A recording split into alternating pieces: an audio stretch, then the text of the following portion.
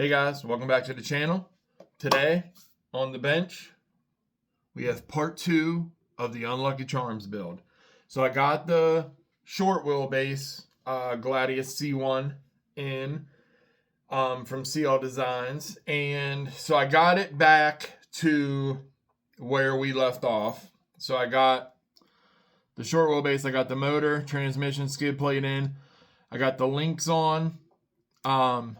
Up next is we have to put the rear links together, and we have to change the put underdrive in the rear axle so that, well, you know what that does.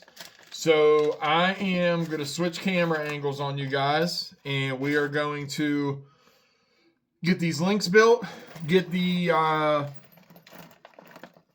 bigger worm gear and pinion gear in the back, and then we'll be back here to get these together, and we'll see what else we can get on, get the front shocks on and stuff, and yeah, we will see you here in a second. So first we're going to do the rear axle. My workbench is a mess. I know it might not be a mess for some of y'all, but for me, this is a mess. So, first we will get the rear axle gears in here. I went over this on another video already, but we'll go over this again.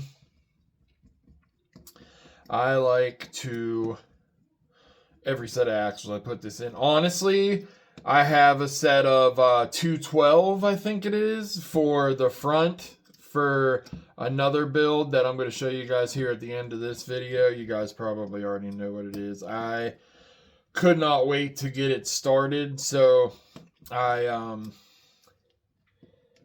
started building the next build already while I was waiting for this, and I filmed it, but it'll be the video after this one. So we will, holy hell, we will get this off somehow, some point.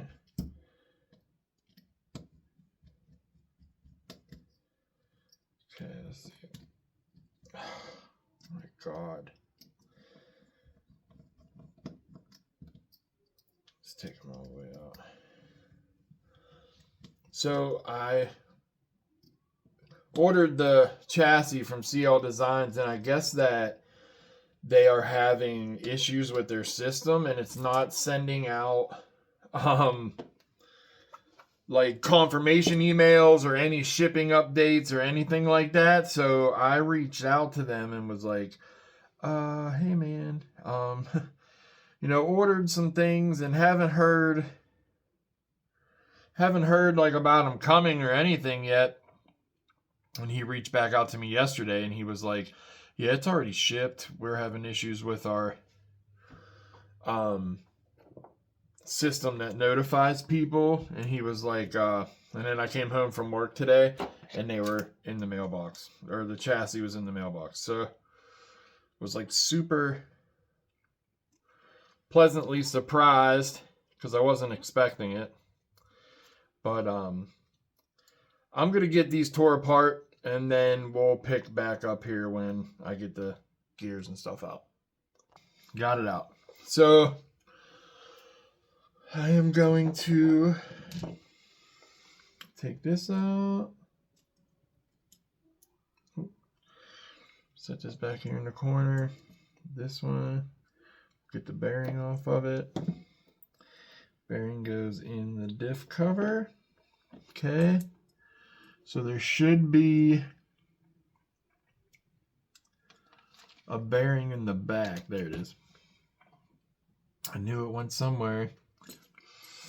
All right, so this bearing, I mean, I'm sure everybody knows all this, but it sits back here the one time that the MIP actually wants to stick to something. So we'll push this down in there. All right, get these bearings back up in here.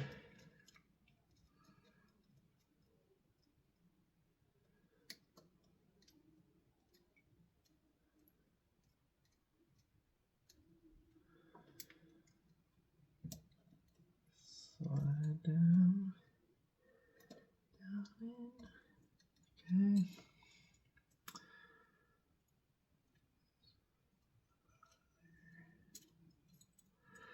I know this probably ain't the best angle for you guys, so I apologize in advance, but I'm doing the best that I can do. Okay, next, red and tacky. I always put red and tacky grease on the new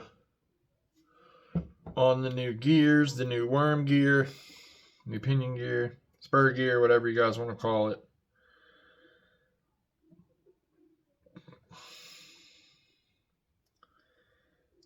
Okay. Get that down in there like that. Okay, worm gear. Right in front of me. All right, and then we'll get some in there.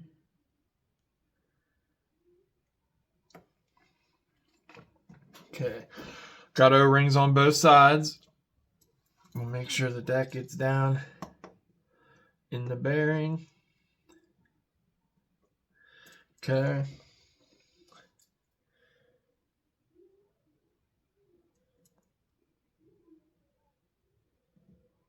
Drop the diff cover back on there. Okay, let me get this grease off my fingers before I get it all over everything else. Okay, pretty simple, guys, honestly. But I will show you a little trick that I learned from a buddy of mine. Actually, the guy who sold me the Endura IR60 limited edition gold body, I picked this up from one of his RC hubs and her hub and her. I seen him doing it and I'm like, man, that is a good idea. So I started doing that with all of the axles that I get. And I'll show you here in a minute what I'm talking about.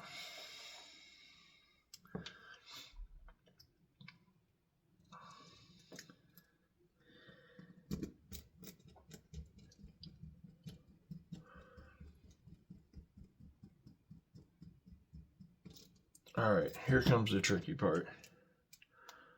Trying to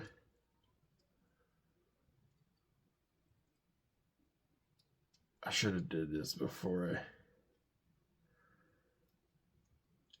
I put the axles on.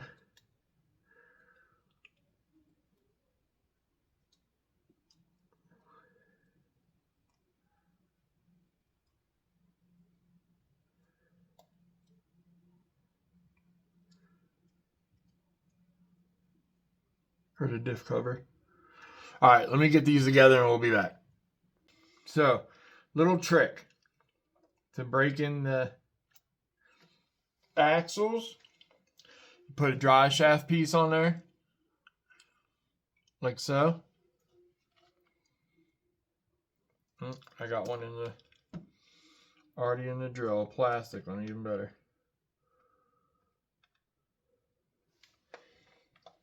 Okay, see? Yeah.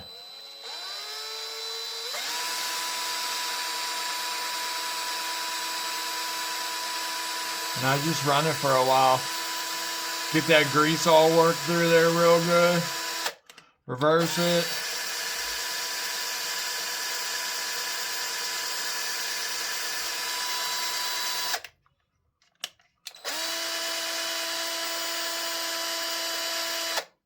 All right.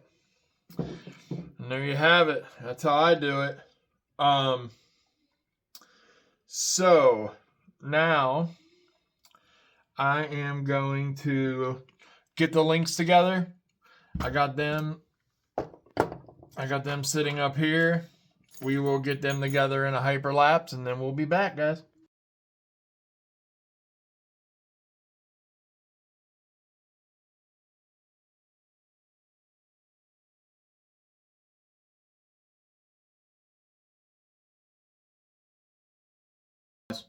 got the rear links together.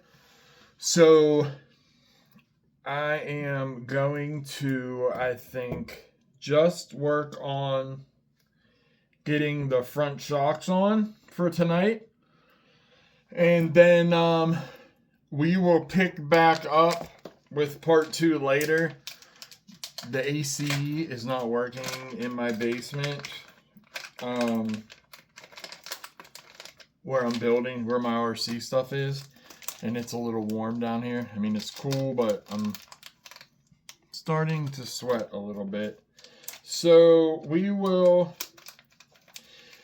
get the shocks on. And then I think that this is going to be it for part 2. Part 3 is going to be the last part. We'll get the links on, get the rear axle on, get the sliders on the side here. And we will get this thing... We'll get this thing moving, and we'll get it out on the rocks, and we'll see what it looks like and how it performs when it's complete. I'm sure that I'll have to do some type of tuning and adjustments. The upper front links seem a little low, but we're gonna go with them how they are, because it actually keeps the axle perfectly straight when it's like decompressed. So I think that we'll be good with that. But yeah, we'll get these rear links or the front shocks on, and then that'll be it for part 2. And then, as always, if you haven't yet, please like, subscribe, follow me on all social media platforms, and we'll see you guys on the next one.